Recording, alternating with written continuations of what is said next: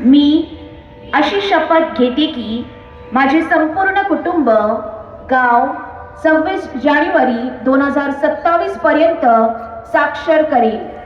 मी स्वतः असाक्षर राहणार नाही आणि इतरांना असाक्षर राहू देणार नाही.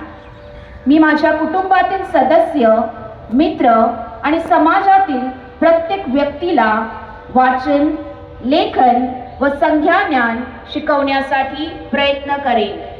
मी किमान 2 साक्षर व्यक्ती साक्ष करण्यासाठी प्रचार प्रसार करेन. मुलगा असो व मुलगी, स्त्री असो व पुरुष, सर्वांना समान शिक्षण मिळावे यासाठी मी प्रयत्नशील राहील.